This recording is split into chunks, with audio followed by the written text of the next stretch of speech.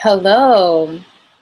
Um, Welcome to the very first public broadcast of its kind. This is an intimate conversation with Phyllis Furumoto. And I'm your host, Rachel Goldberg. I'm so excited to be here, so excited to see so many of you active in the chat already. Please go ahead and let me know that you can hear me. Just put a message in the chat that says, Rachel, your audio is working and I can hear you. And I'm going to give you a little bit of business on how this next 90 minutes is going to work. We are going to have Phyllis come on as soon as I'm done with this introduction, and she's going to talk for about 15 to 20 minutes about today's topic, which is her personal Reiki journey and her relationship with Hawayo Takata. She will also be bridging Reiki's history from the time of Hawayo Takata to today. So that's very exciting. After that, we're going to begin with questions that were submitted early. Phyllis is going to go ahead and answer those. She's got those on a list already. And what I'm going to do while Phyllis is talking is you may not see me. Some of you may actually see me in a box in the corner of your screen, but I'm going to be live in the chat. So if you're having technical difficulties, I'll do my best to respond and answer those questions, give you some guidance on that. If you are experiencing technical difficulties or some pause or delay, the best thing to do is just refresh your browser. And what I'm really going to be paying attention to is any questions that you have. So while Phyllis is talking on today's topic and answering the first few questions that came in advance, you're welcome to ask any questions that come to you. And I will do my best to capture those and make a list in a separate document that I can share with Phyllis when she's ready to start answering your live questions. Thank you so much for being here. I'm going to check my notes to make sure I told you everything we wanted to cover. There will be a replay of this. We're recording this. We don't currently have it scheduled to go out to you live. You may be watching the replay and joining us in the future while receiving this transmission right now. But we would like to review it and we'll decide if we're going to send it out. If you really want it, send us a message, send me an email. Just hit reply to the messages that you got. And if enough of you want it, then we will do our best to get a polished version sent out to you after the event. I see many of you are letting me know the audio is working. That's great. And what I'd like you to do in that chat now, some of you started in the beginning, but go ahead and let us know where you're joining us from. I already saw there are people from the Netherlands, from Canada, from places across the US, from Australia. You Aussies are up. It's about 4 in the morning. This is very exciting. So go ahead and add that or repost it if you did already. And without further ado, I'm going to open up the actual event and introduce Phyllis Furumoto to you. She is the lineage bearer of Usui Shiki Ryoho, or as it was introduced to me, Reiki practice. She is the successor of Hawayo Takata, who is also her grandmother. And here she is. Thank you very much. Oh my gosh. My sound is like I'm in an auditorium with thousands of people. Very scary. Very interesting. Hello to all of you. It's wonderful to be here. And I hope you have all turned off your cell phones. Just kidding. And I'd like to invite all of us, now that we're gathered here together, to just join for a few minutes with Reiki. So I'm going to have you just sit back, relax, put your hands somewhere on yourself, maybe on your chest or your legs or anywhere, and just close your eyes and see this virtual community alive.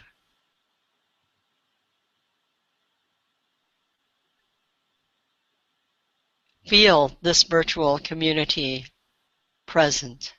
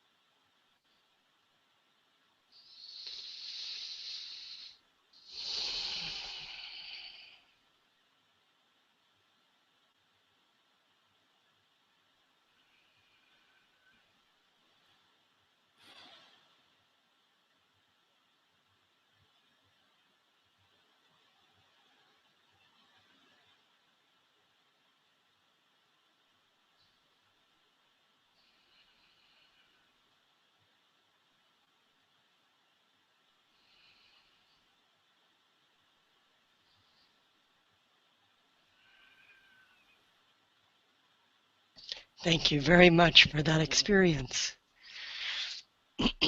Let's continue to be connected in Reiki as we talk together. Thank you. Well, when Rachel and I thought about our first webinar that we wanted to schedule, we talked a lot about what topic would be the best to be the first.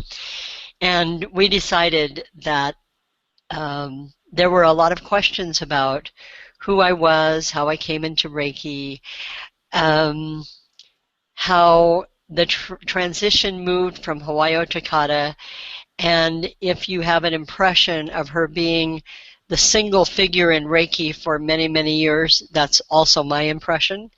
And then all of a sudden, Reiki began to be known in the United States and in Canada, and then Germany and the Netherlands and Sweden and Australia, and then everywhere. And here we are, 35 years later after Hawayo Takata's death, with a global Reiki community numbering in the millions, and a myriad of different forms of practice that each of us cherish as our own, and wondering how do we coexist with each other. And for me, this is the greatest question of all, but we'll get back to that. My life in Reiki started when I was a child. Hawayo Takata Sensei was my grandmother, and at that time she would come and visit us, now I know, in between her trips to other places where she was teaching and practicing. She lived in Honolulu, Hawaii, and we lived in the center of the United States in a small town in a state called Iowa, which is a farming community. And she would fly in with a lot of transfers in her airlines to the small town, and she would visit, and whenever she would visit, her visits were like a whirlwind in our family. She would, I would say now, bring in a lot of energy, disturb our peace, and then fly back out. That's my impression of who she was. And So she wasn't like other grandmothers that I knew in town who made chocolate chip cookies for their grandchildren and took them to, baseball games and stuff. She was this very different kind of grandmother. So when I was a child, I can remember at the age of 8 or 9 having to stay inside and sit on the floor next to my grandmother and put my hands on her. And she would move my hands wherever she wanted. I was the oldest of 5 children, and my next brother is actually 5 years younger than I am, and my youngest brother is 15 or 16 years younger than I am. So I was the one. And this was my duty as a granddaughter to do this funny thing, and I didn't even know the name of it. And after I became a teenager, this particular practice, I was old enough to say no, and I was also busy enough to not actually have a lot of time to do this. So that was a relief for me. I saw Reiki at that time as something like washing dishes. It was something that my parents or my grandparent told me to do. It seemed really futile because obviously there would be more dirty dishes, the floor would be dirty again, and somehow she would always want me to sit on the floor with my hands on her. So it just felt like the same thing. Why do it? Then when I was 19, I had the opportunity through my own actions to take a year off of school, and I spent a year in Honolulu, Hawaii, not living with her, but living very close to her. And we would get together about once a week when she was in town, and she would treat me, I would treat her, and then she would ask me questions like, don't you want to teach Reiki and help me with the center on the big island of Hawaii? And I would say, no, I can't imagine doing this. So then I left, went back to school, graduated, started my career, so to speak. And at the age of 30, at the age of 28, first of all, my life became a bit of a mess. My mother said that I was a lost soul, and I was offended by this, and I didn't know what she meant. I only knew after about 5 years of practicing Reiki consciously, I will say. So my grandmother, when I went to visit one day, took me aside and said, I'm going to teach you second degree. And I said, okay, because I wasn't actually allowed to say no. And she taught me the symbols. And she said, now you send me Reiki every day. So I did.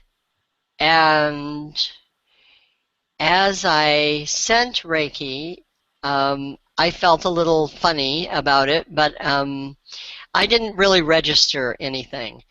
But she knew when I didn't send her Reiki. So after a while, when I would forget or decide not to do it for a while, she would call me up and say, well, you haven't sent me Reiki for a while. I want you to start again.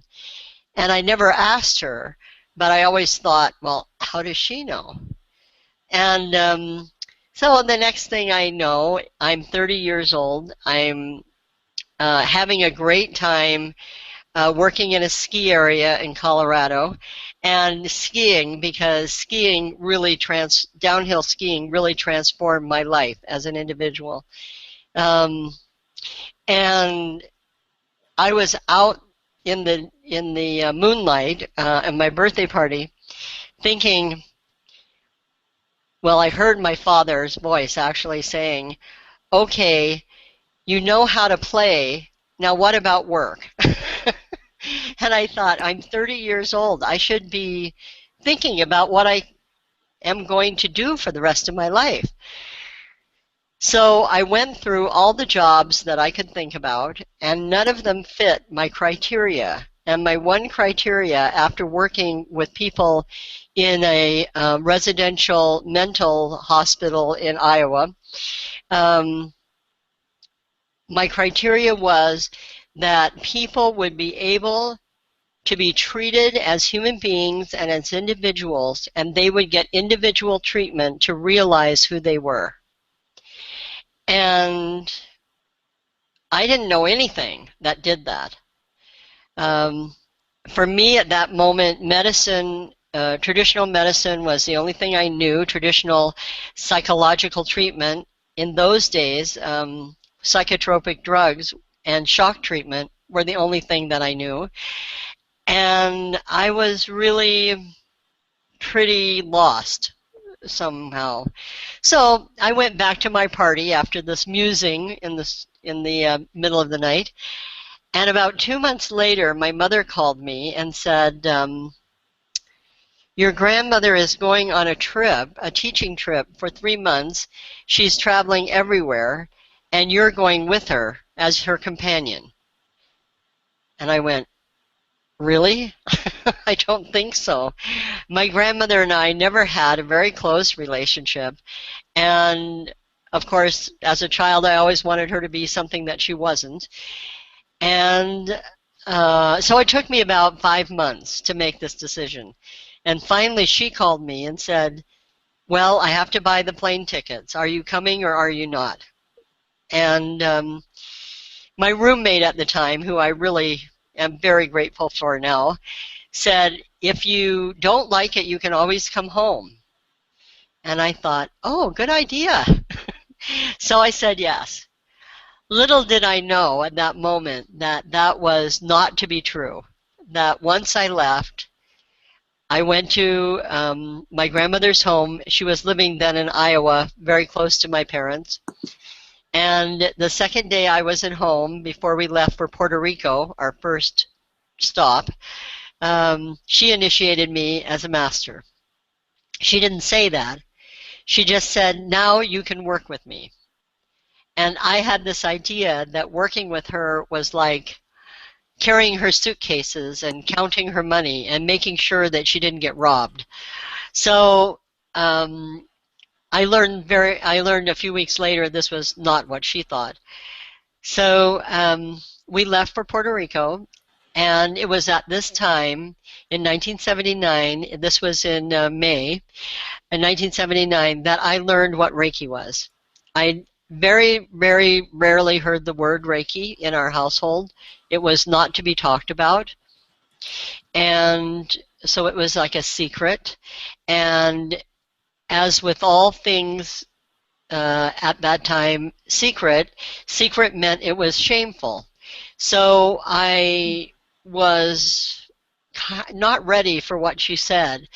The first week in Puerto Rico, we went around to different places, and she talked about Reiki. She told the story of Reiki.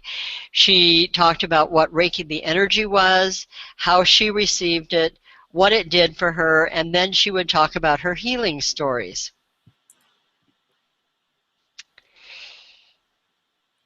And all of this was so new, it was unbelievable.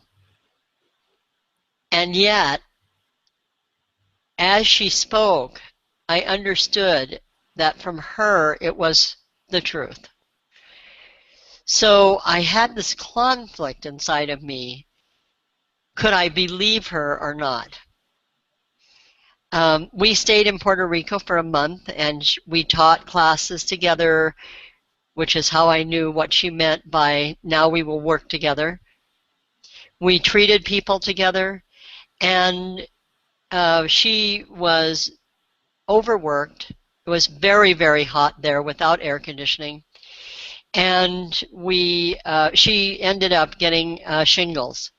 So we flew home to Iowa finally, and I was with her then for the rest of the summer in Iowa. We canceled the trip, and I treated her every day, and I really learned what Reiki was on a daily basis. Because by this time I had the information. One of the gifts of Hawayo Takata is that she taught I would say in the old school traditional way, from the East, from Japan, and that is you show a very simple practice, and then you inspire the student to practice. And it is in the practice that the student learns what they need to know, and it is up to the student to develop through the practice. So asking questions didn't even enter my mind because I had what I needed, and for her, what I needed to do was practice. So it was during this time, in the mid-70s, that she began to initiate masters. And I was one in 1979. I was one of the last masters that she initiated, of the 22 masters that we know of and we acknowledge. And I say that because it was my mother who went through my grandmother's papers and her notebooks and so on, and compiled a list of 22 masters that she had initiated from, I think, 1974 or 75 was the first one. So these 22 masters, after my grandmother died in December of 1980, these 22 masters held the energy of Reiki. And, well, I have to back up a little bit. After I spent the summer with her in 1979, I went back and skied for another winter, which was great. And I learned to introduce Reiki to my local Colorado community, which was me being very shy and very hesitant and learning about how to talk about Reiki. And I realized eventually that I needed to go off to places, people that I didn't know, and to introduce myself as a Reiki master and see if this is really what I wanted to do.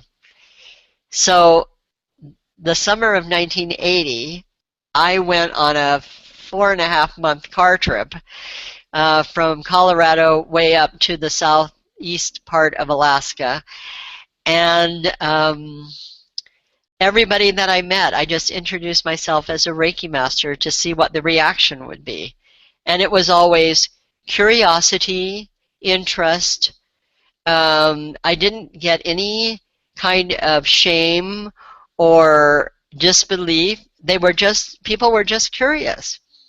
So that was very heartening to me. And I also have a number of wonderful stories that I could tell about my trip.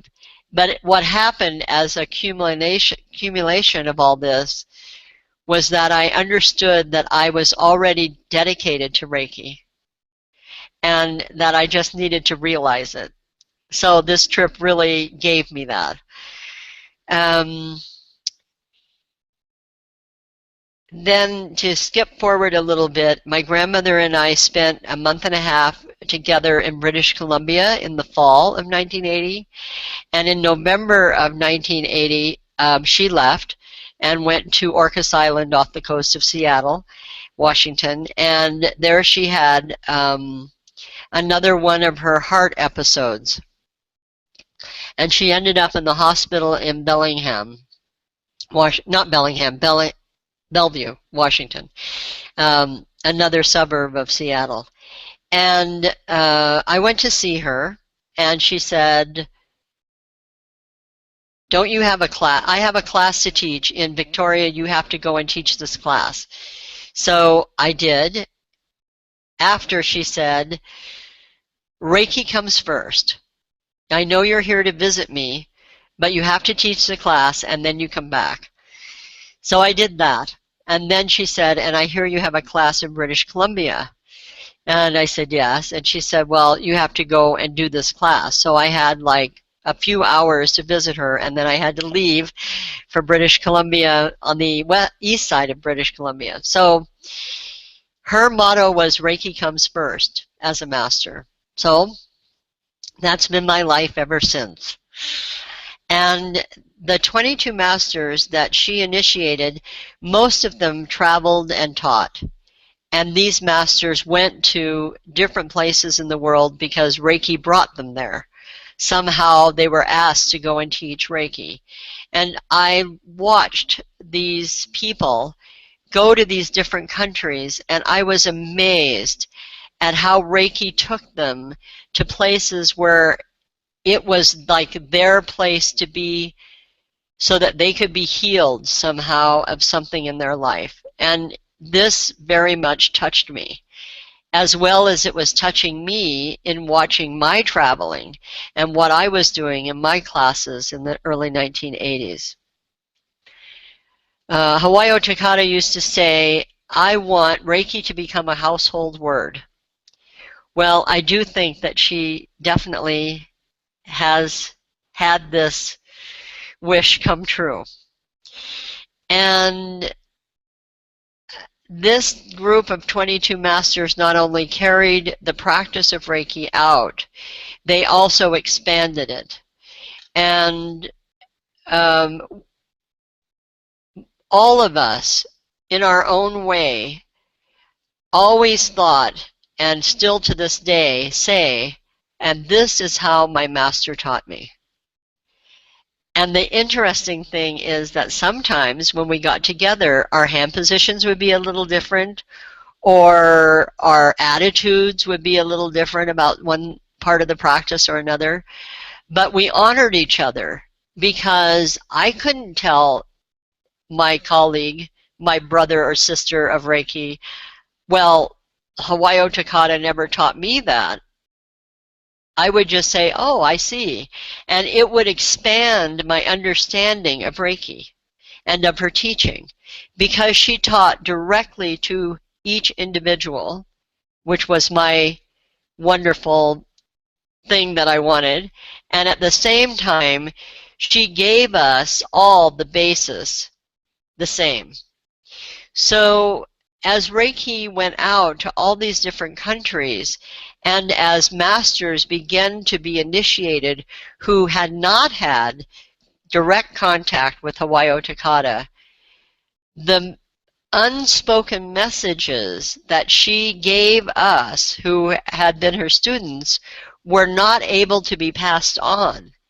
And my theory is because we were young masters ourselves, and we did not have the understanding or the energetic substance to actually carry these unspoken messages, like, don't change the system that I taught you. You teach it exactly the same as I taught you. And that's what we all strove to do. She would say, let Reiki teach you. This was probably the most profound little bit that she said, because number one, it allowed us as masters not to be responsible for everything that the student would know about Reiki. Excuse me.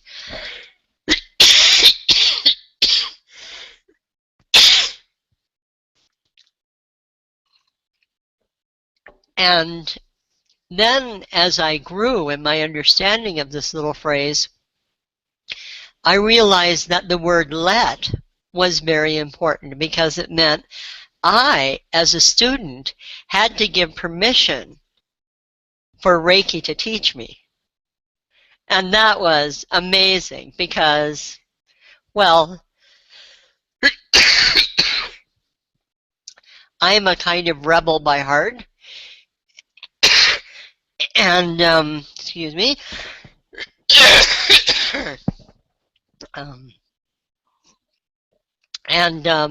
So to let somebody teach me who isn't really a somebody, but an energy, is like so far beyond my imagination that sometimes Reiki really had to make it evident that surrender was an important part of this practice. Let Reiki teach you, not everybody else. Reiki will teach you as an individual. Reiki will bring you people and events and input that's for you. It's not for your sister who has Reiki, or your neighbor who has Reiki, or the guy across the street that has Reiki. This is just for you, because all of us are individuals.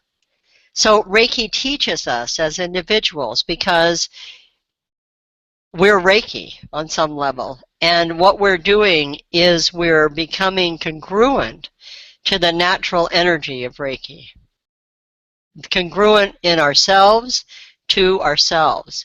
And when I first got this inkling, this is when I understood my mother's sentence about, "You're a lost soul," because I was. I was not connected to my spirit. I was not connected to who I was in essence. And because of that, I saw myself only in reflection of other people. What did they think about me? Did they approve?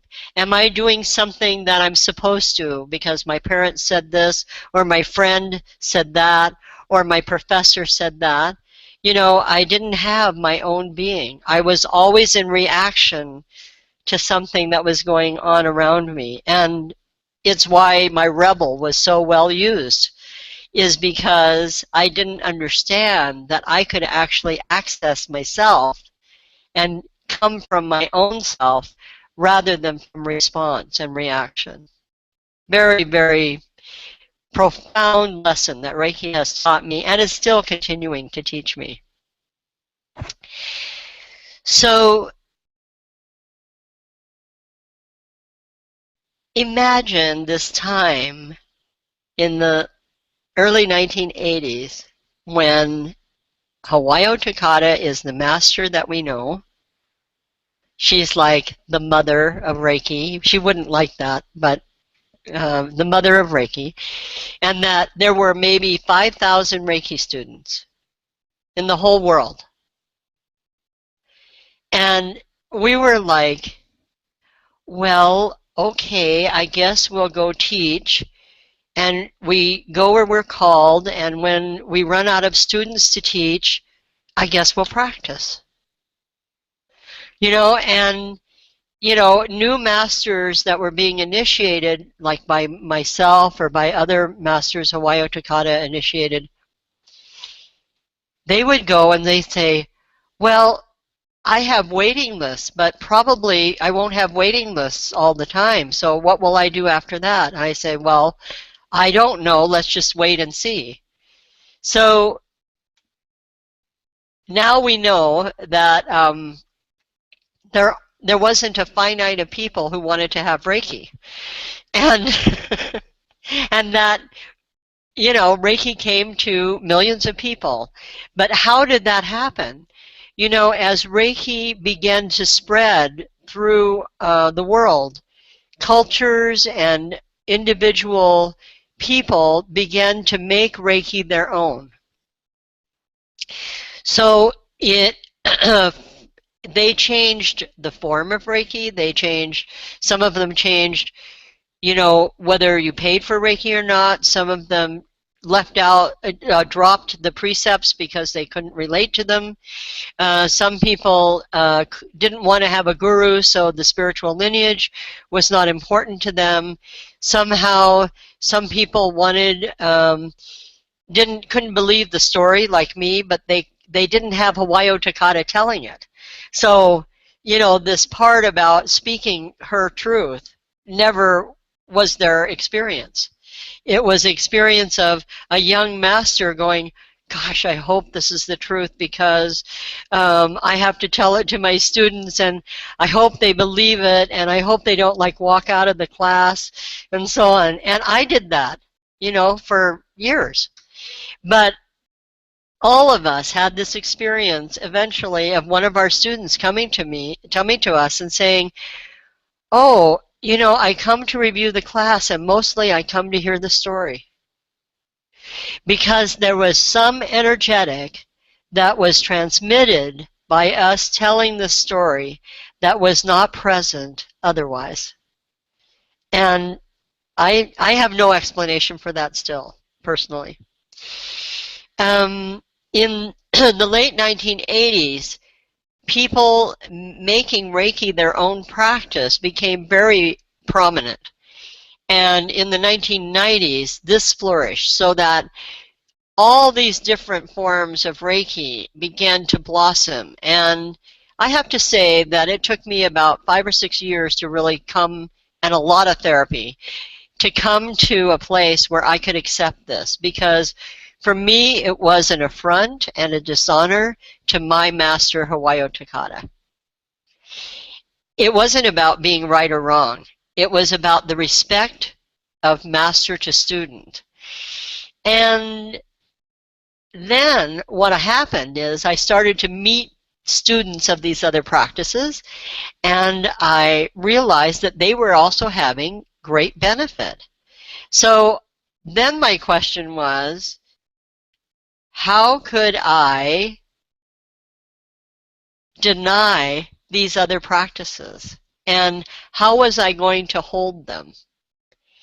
And then I started my journey of really being able, I hope eventually, to be clear in my own practice, to welcome the presence of other practices, to be able to understand that it's the richness of the tapestry of Reiki that all these other practices have been evolved, and that some of those colors in the tapestry will fade out, a new color will come in, some threads will remain strong through the whole tapestry and become the fabric that holds everything together. And it is our human nature to make tapestries of our lives, of our communities, of our practices.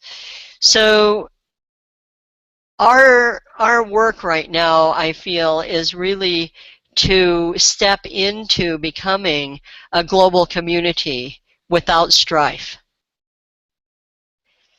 And this is my work now, and this is why I'm here.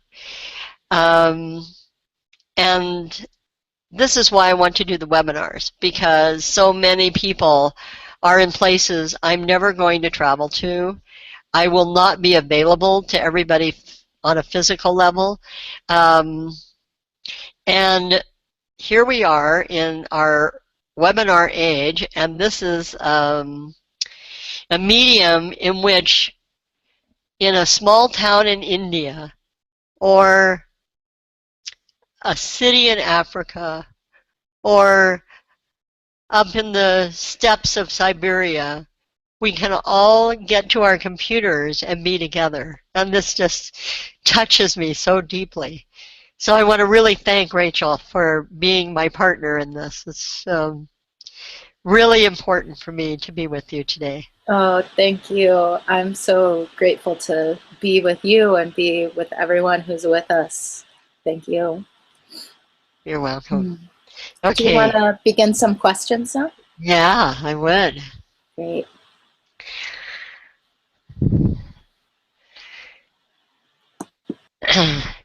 So there was a question about sharing more of my life story in Reiki. I hope that I've done that for you, Kelly. There was a question about what is the most memorable and profound guidance that you feel Hawayo Takata passed to me. And in my story, in my sharing now, I've said this phrase, let Reiki teach you. And I really encourage you to take this on. You know, Reiki, the energy, is something that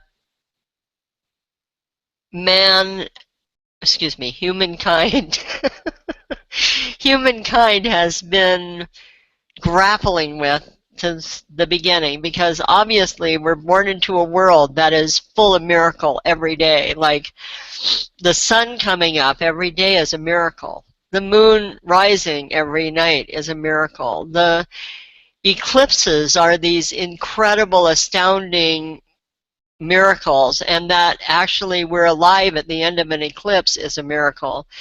That we wake up every morning when we're alive is a miracle, and you know, all these miracles. So it's like, who's running the show?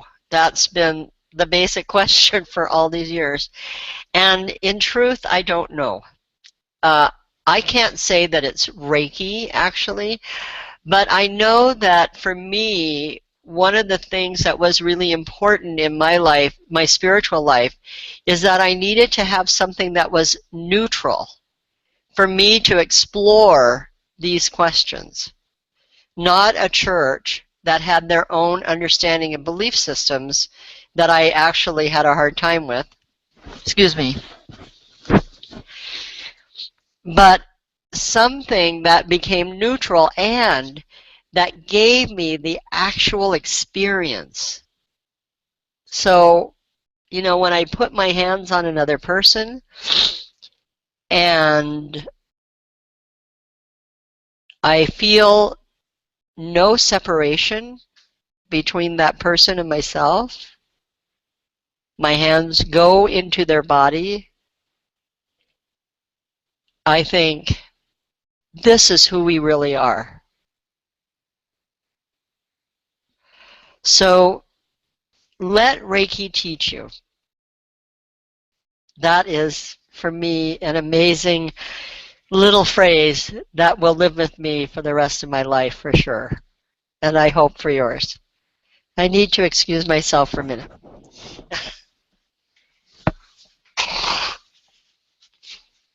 So, Phyllis has a couple more questions that were sent in advance.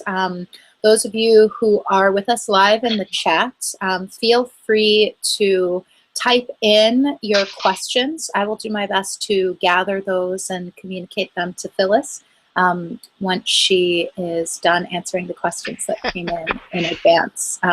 Phyllis, so that you know, so far what's coming in, we're receiving a lot of gratitude. You are receiving a lot of gratitude. People are sharing that they're experiencing tears of joy and re-quoting you when you said a global community without strife. So people are definitely with us on an energetic and emotional level. And we welcome more questions. So go ahead, and I'm gonna give you Phyllis again. Thanks, Rachel. You're welcome. So this question was really wonderful for me, and I've had to think about it. So I'm glad that the questioner asked this before. And the question is this. Have you ever felt blocked and you simply cannot ask your master all the questions you have in your mind because you were afraid not to disturb your master or that their questions could be interpreted as stupid by your master? How did you solve this issue?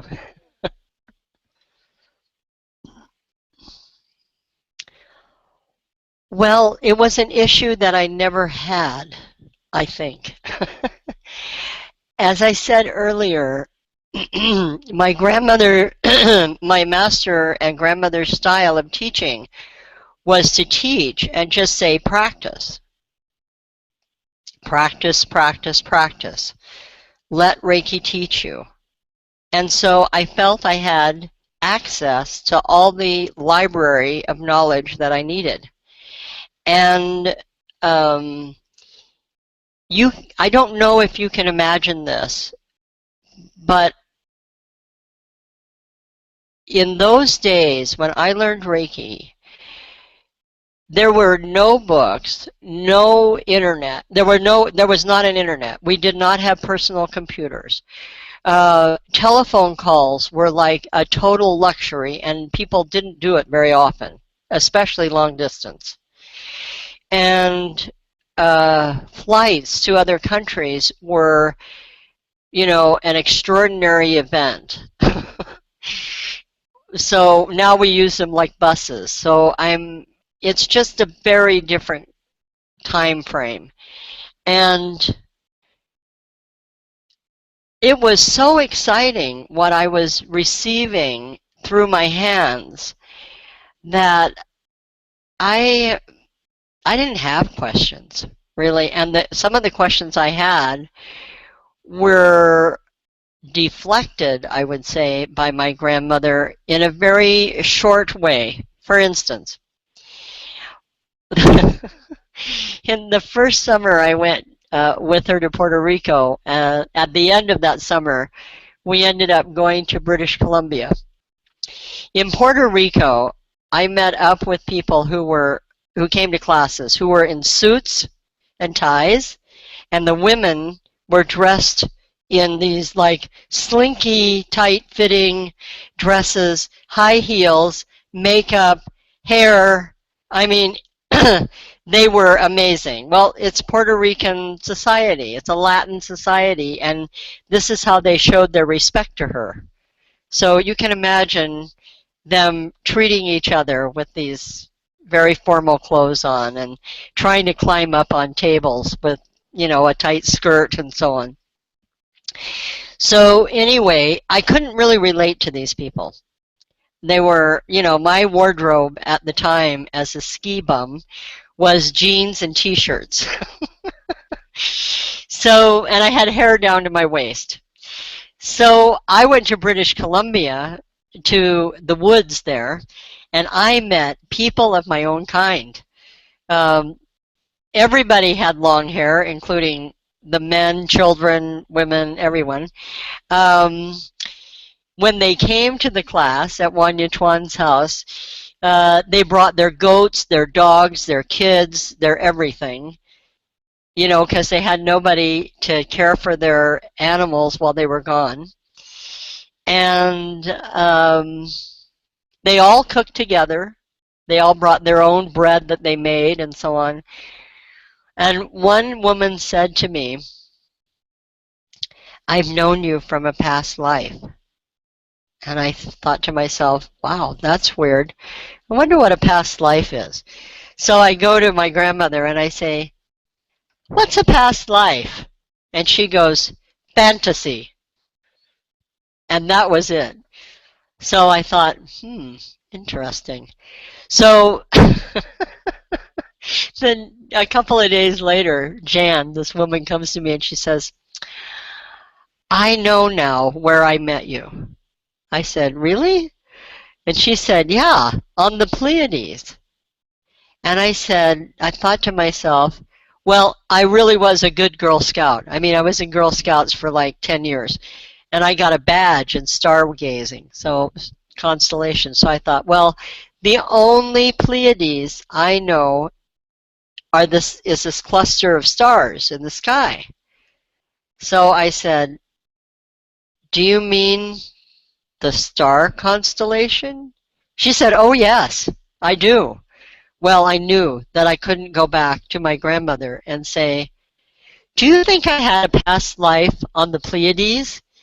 Because I already knew her answer. Fantasy.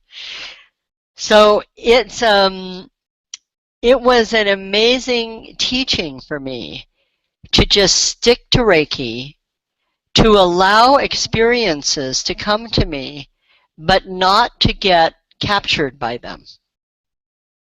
You know, she didn't say, don't believe it. She just said, well, it's fantasy for her. Because for her, the physical experience of Reiki was what really was going to teach me and was teaching her.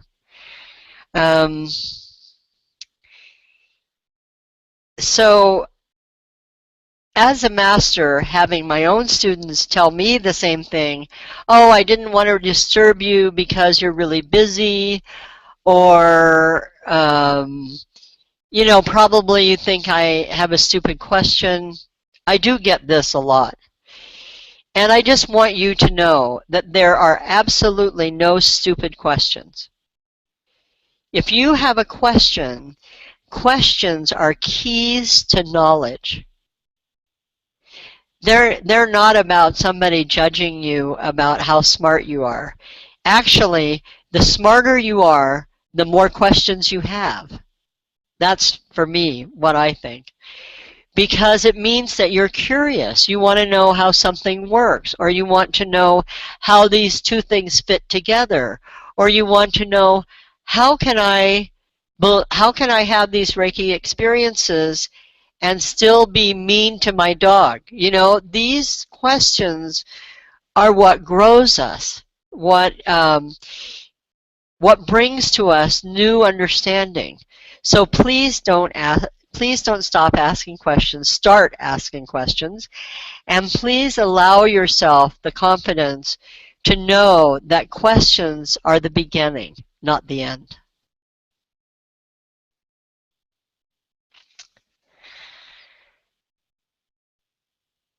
The next question I have is, in Western Reiki practices, I see or hear of a number of people combining advertising Reiki with many other things: crystals, chakras, psychic mediumship, shamanism.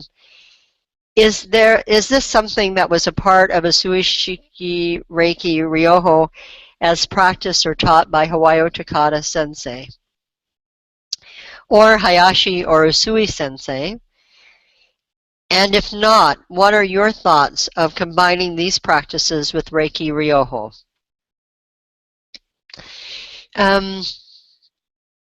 The practice as it came to me through Hawayo Takata sensei was extremely simple. Her classes lasted 2 hours. There were 4 classes, 4 days in a row. She did not include an hour of hands-on practice between students. She expected people to practice after the class, but it was not for her to be there to monitor them. That was not her responsibility. She spent time in the class showing hand positions like 1, 2, 3, 4. 1, 2, 3, 4. And I mean, there's not much to say after that. She said, if you can count to 4, you can practice Reiki. And she would tell lots of stories about her experiences in Reiki. People would ask her, what about treating cancer? Or what about treating epilepsy? And she would always have a story.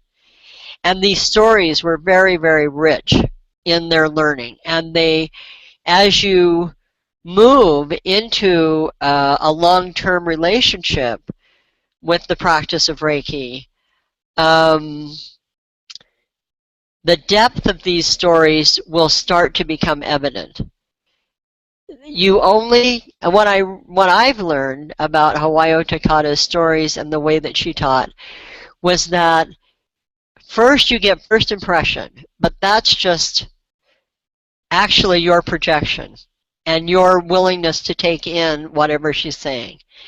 Then, as you practice more and you understand more about the way Reiki works, then you start understanding the subtle messages and teachings of these stories that are very profound. And I feel that each level of Reiki that I get to, and what I mean by level is not initiation, but my own levels of understanding in the practice, then my understanding of her and her teaching becomes more profound. So no, she didn't use anything. No, and no crystals. Well, crystals were not actually on the scene then. Chakras were a part of an Indian practice. This was not a part of Reiki, and it still is a part of an East Indian practice, Ayurvedic medicine and yoga, that is a whole practice, life practice in and of itself. Psychic mediumship, no, and shamanism, no. And I am sure that Hayashi Sensei and Usui Sensei did not include these as well, because these are not kind of practices that were evident in the time that they lived, but there might have been other things that looked similar that had different names. So I can't really answer the Usui and Hayashi question clearly. I'm just assuming that because it didn't come down through Hawayo Takata Sensei, that it wasn't passed on by these other two masters.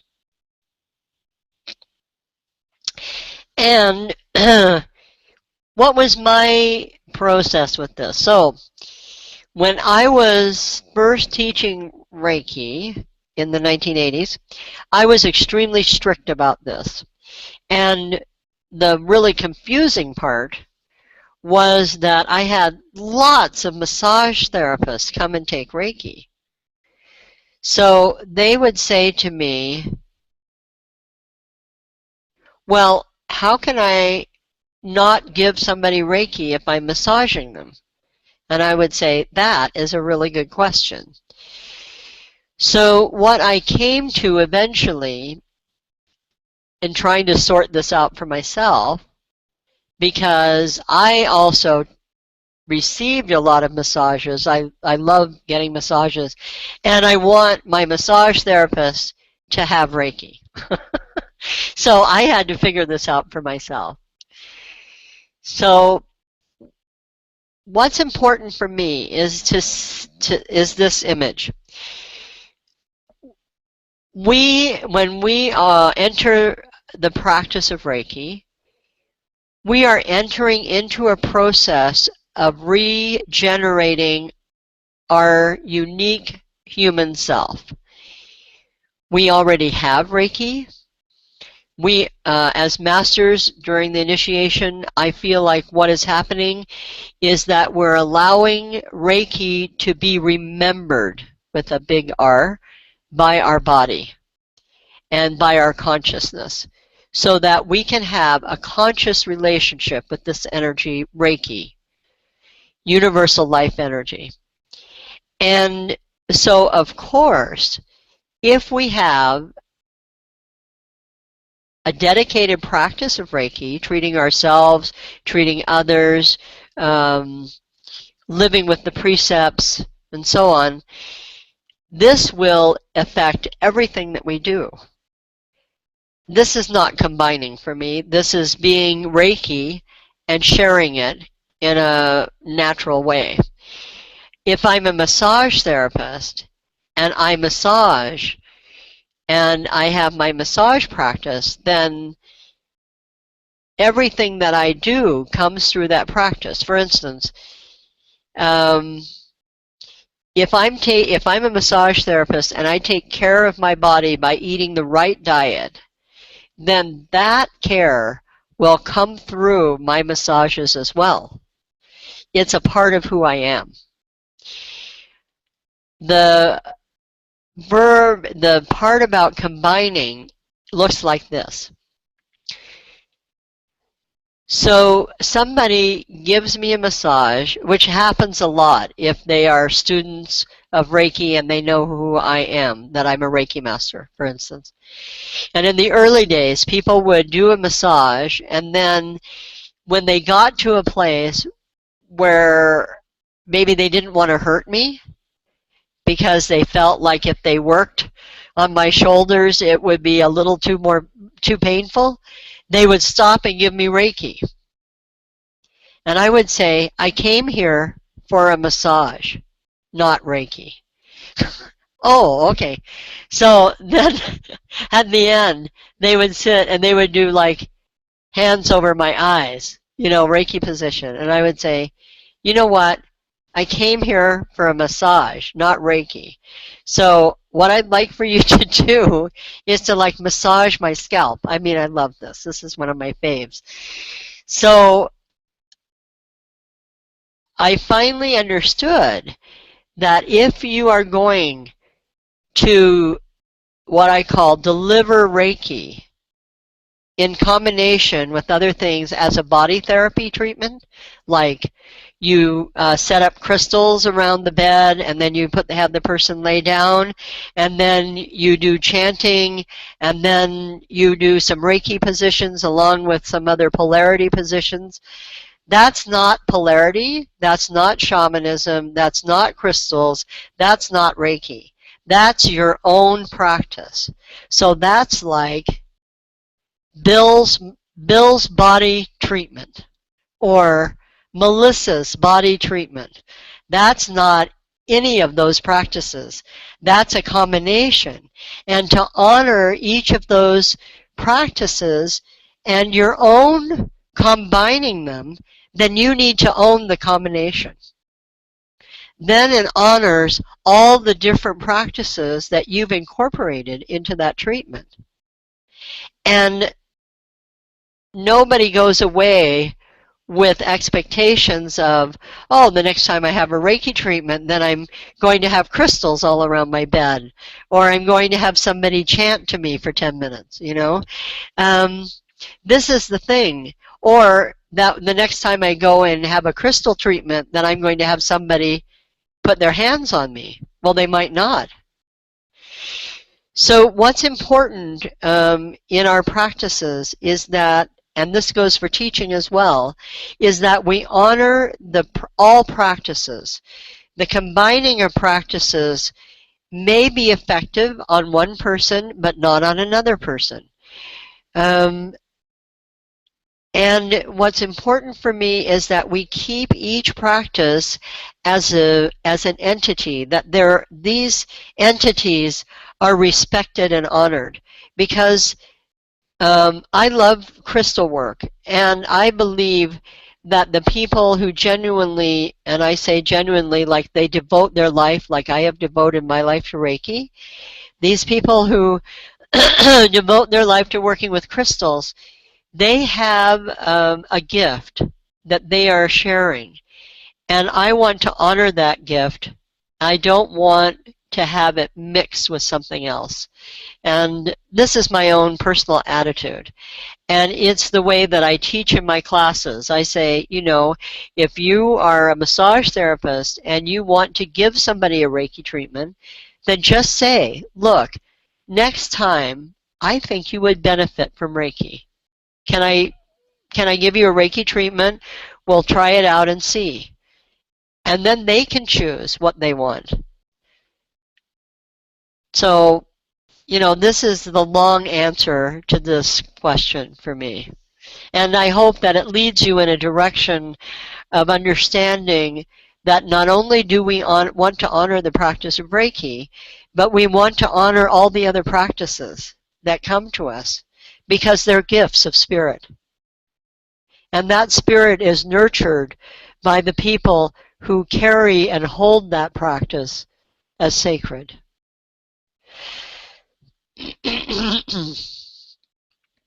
This questioner also asked this question for a later webinar, but I felt like it was actually pertinent now. So I'm going to answer it now. How can we as a community get back to the basic style of Reiki? Simple hands-on healing, hand positions to touch or not to touch, appropriateness, ethics of touch and boundaries. Well, I feel like this is an obvious follow-on from all I've said about Hawayo Takata's teaching style. And the way that all these different Reiki practices came to be. So Hawayo Takata's Reiki style of practice is based on a kind of clinical model where there is a form of treatment. That form of treatment, the hand positions, give you as a practitioner clues to what's happening in that person, that being that's on your table. And it also gives messages to the person who's being treated. If the person being treated gets the same treatment every day, but has different results every day, then they know that it is them that is responding to the treatment, not the treatment responding to them. Very interesting. So there are many Reiki practices that use intuition as a guide for where your hands go, and that's also true in the practice from Hawayo Takata. But the basic practice is established. For these other practices, that's not true. They don't have a basic form hand position. And personally, I feel if we back up a few steps and see that some people have no hand positions. They don't touch. They hardly use their hands at all. It's all mental. Some people use hand positions, but they aren't they aren't taught. They're from intuition, and they don't touch the body. And for other people, they touch the body, but it's all through intuition. And for other people, it's totally laid out as a form. And for other people, it's this, that, and the other thing. You know, this is about having all the colors of the rainbow in one practice. I don't like having a treatment without somebody's hands on me, but that's my personal preference. And that's really different from saying that practice is not valid. And this is the difference between these two things. You can ask a person to treat you how you want to be treated. That's true for doctors, that's true for dentists, that's true for teachers. You know, that's true for car mechanics. But, you know, we go to the car mechanic or the doctor who practices in a way that is congruent with us as human beings. So let's not try to have everybody be the same, because we're not the same. Human beings are not the same. We're never going to go as a community back to one style of Reiki. Just not possible. And I can't believe I'm saying this, actually, but it's not even desirable. We need to have all these different practices so people can come to Reiki in a way that feels comfortable for them. People go to other masters because they would never come to me because of the way I practice, and that's fine for me. Because there's always somebody else out there that has a style of Reiki that works for them. And that is the richness of our community now. And it is our job right now to live with that richness and see it as richness and not as wanting to control it. Because very early on, one of the first things I learned about Reiki is you are not in control. All right. Yeah, all right. End of questions. Yeah. So we have 17 minutes left, and I would like some of the questions that are coming in live to get answered. One of the questions, I'll let all of you know, people were saying they love this. Will there be an opportunity to do this again in the future? Recommendations to do this at least quarterly. And I want to let all of you know that it is our intention to do this regularly. And we do have a preliminary schedule, which we will send out by email and share with you in the future. And when we close the event, we'll also say a little bit about our next event. So stay on till the end and you'll get some more details about that. And I will now share at least one of your questions with Phyllis. Yeah, one at a time would be terrific. Okay.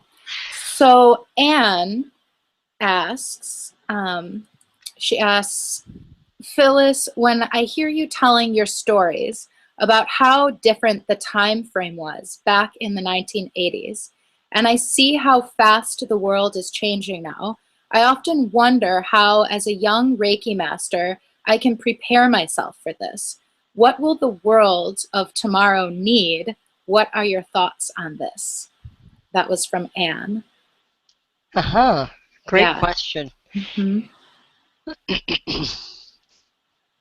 Well, I go back to this place where, as a young master, like my grandmother had just died and it was 2 years into my teaching, I had decided to quit teaching because I couldn't accept the $150 for first degree because I wasn't Hawayo Takata and I knew that my Reiki wasn't as good as hers. So I was in Interesting this, story. I was in this dilemma, and I just thought, I can't teach anymore. So I canceled a bunch of classes and just sat with other young Reiki masters, my colleagues. Thank goodness I had them. And we could chew the same bone. And we came up with no great answer, actually. I just ended up deciding I have to just take the money and see what happens.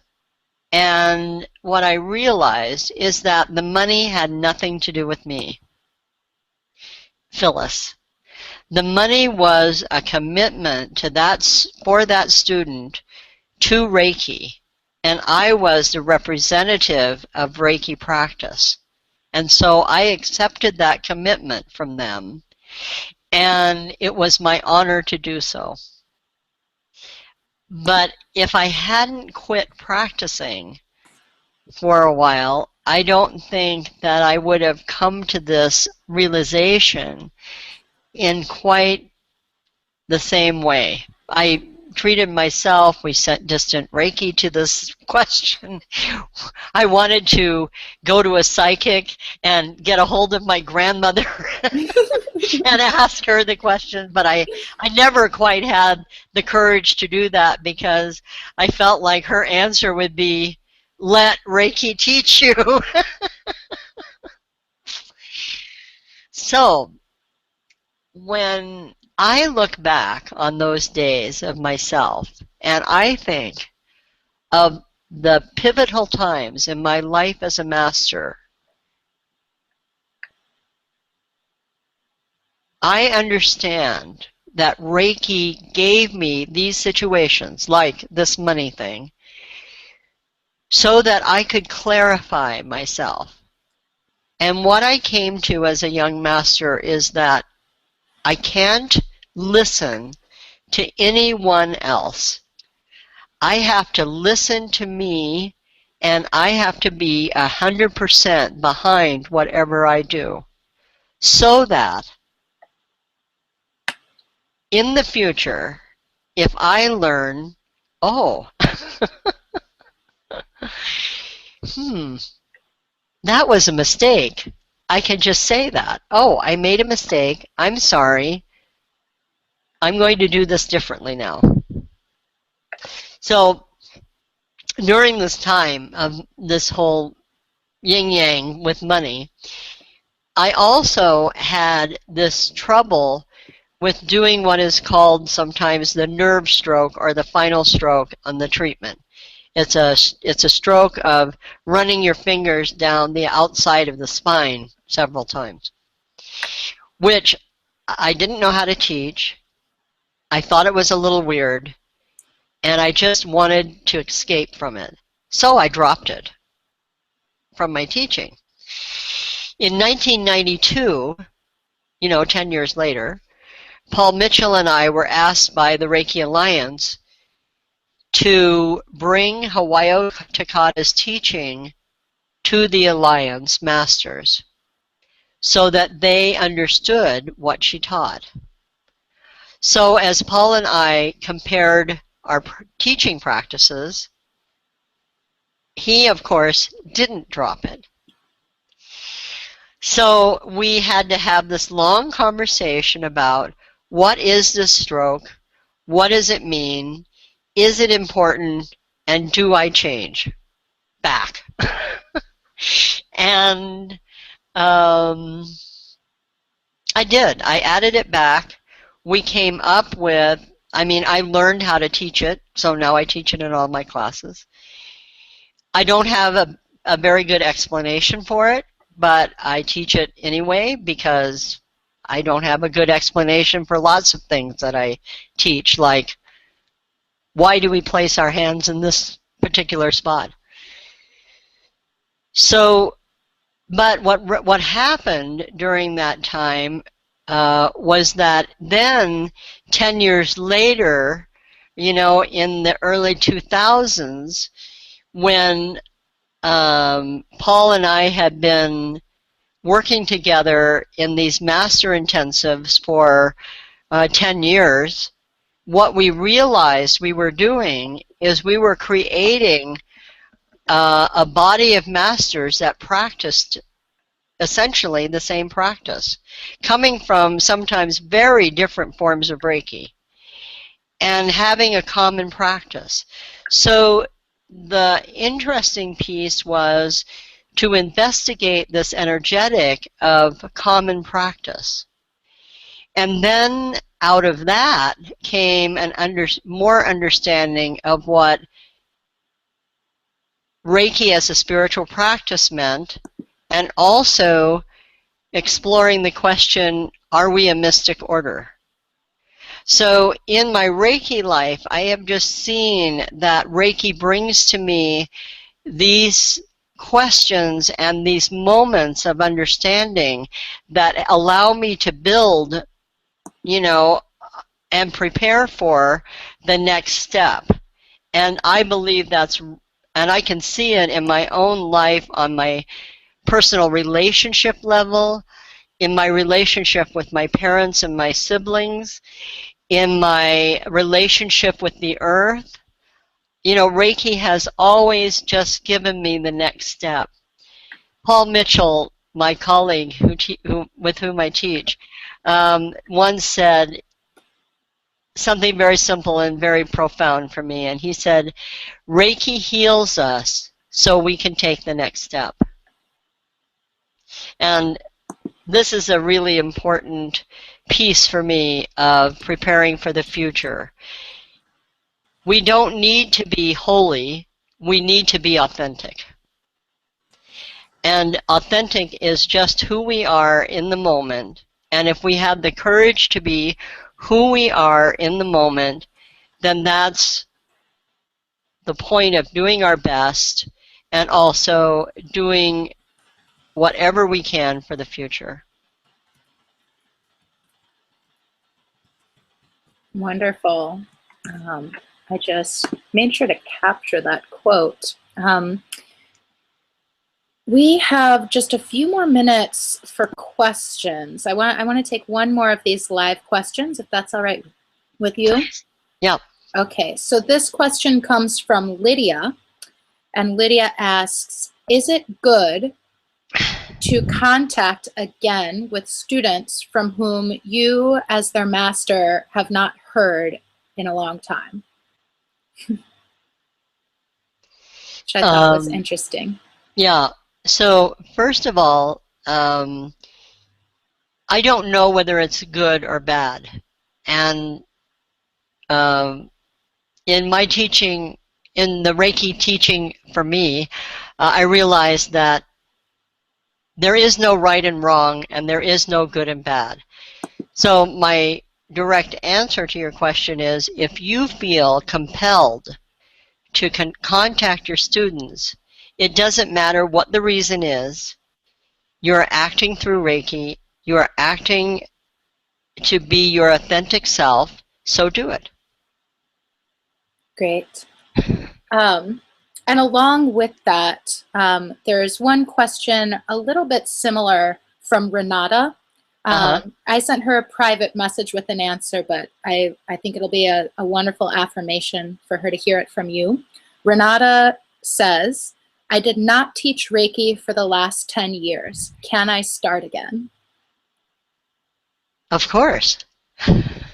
Great. And, you know, as masters, we are first degree students, we are second degree students, and we are masters. So what's important for me is to be sure that your first degree practice is alive and well, that your second degree practice is alive and well, you know, that you're treating yourself, you're treating others, however your form it was taught to you, that you are really flourishing in those practices, and then open yourself to teaching. And when you do that, students will come to you when you're ready. Wonderful. So we are still receiving lots of gratitude. Lydia thanks you. You answered her question Great. just a moment ago. And we're coming close to our closing. Do you want to say a little bit about our next event on August 30th before I do the close? Yes, would be great. So one of the things that's exciting for me about starting now here in the summer is that I'm going to be traveling in the end of the year, and so I will be in different time zones. So this has always been another dream of mine when I do these webinars, to be in a different time zone. So on August 30th, I will be in Berlin, Germany. And we're going to do the webinar, I believe, at 6 o'clock in the evening, so that the people in the United States and in Hawaii are able to come to us. And I don't know about the rest of the world. That kind of trails off in my timeline memory of what time it will be in other places. I will have just finished attending a 5-day, well, it's actually a 6 or 7 day conference of the International Association of the History of Religions, that is being held in a town called, I hope I pronounce it correctly, Erfurt, about an hour, I think, east of Berlin. And the reason that I'm going to this conference is because there's a man by the name of Justin Stein, who is a researcher. He's doing his PhD, and it has to do with the history of the research in the history of Reiki, and a Japanese woman who's also doing a PhD, something to do with the history of Reiki, and they are presenting papers at this conference. So I'm very taken somehow by going there. It isn't my choice to go there. It's totally not a part of my wanted schedule, but I feel Reiki is saying you have to go. And I'm going to stay for the next 4 days of this conference, because there is always this question, is Reiki a religion? Are we having a religious experience? Is spirituality different from religion? Or does religion kill spirituality? I mean, you know, there are all these questions that are coming up. And I'm really interested in this historical perspective. So I have a feeling I'm going to be on fire after being at this conference. Yes. So this is the topic matter of this particular webinar. We hope you will join us, and we'll encourage other people to join us, because it's so touching for me to be here with you and to be able to feel the energy of Reiki over the distances, so that there is no time and space. We are definitely having an experience of oneness. Thank you very much for today. Thank you, Phyllis. So we will be sending out an email to all of you who've registered for this webinar with a registration link to that August 30th event that we'll be doing. Phyllis will be in Berlin. One of the things that I have found most utterly inspiring since being in communication with Phyllis is just knowing a little bit about her travel schedule, that many of you who are commenting live are people who've actually met Phyllis, know her personally. And for me, as I would say, not a very young master, but maybe an adolescent master, it's just utterly inspiring for me of what's possible, that Phyllis has spent the last 30 years traveling the world and spending time with Reiki people and teaching and talking about Reiki. So that's one of the things that I hope to do for you as you engage in these events, is just to help you expand your understanding of what is possible for yourself in your practice, in your life. And I also want to let you know that, as you know, this is our beta test. It's our first time broadcasting live using this software.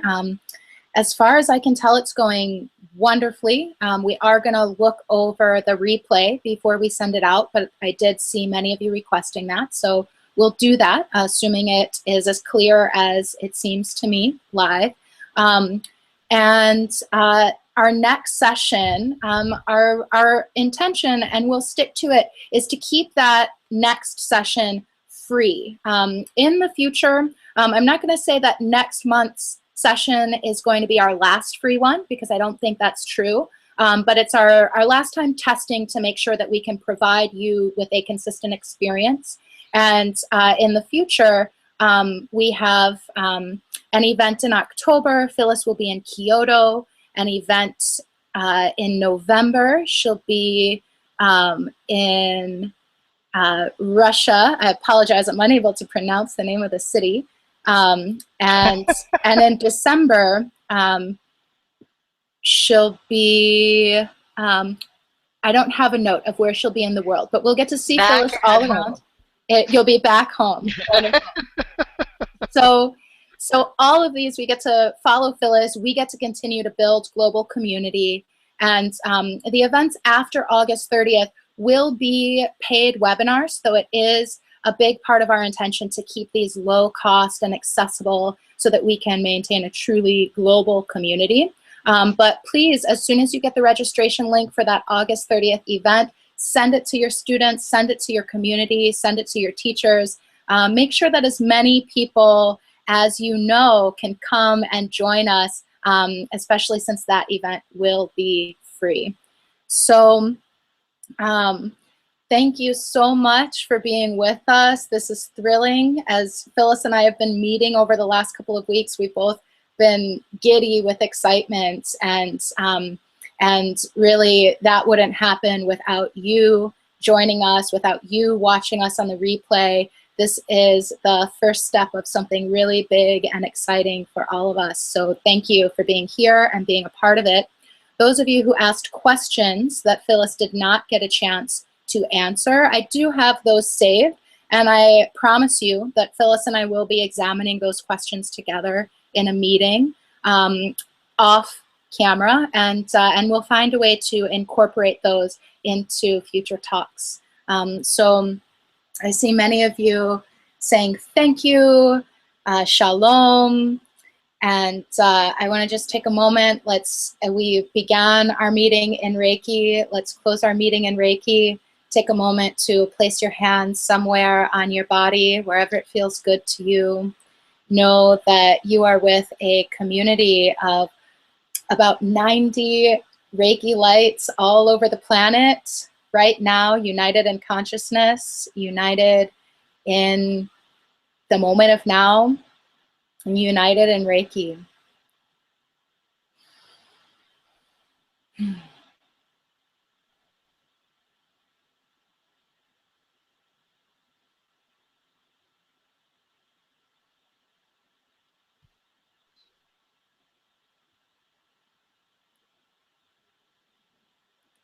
Thank you for being here. Bye-bye. Bye. Yes. And as one of my Reiki students says, peace, love, and Reiki. Bye.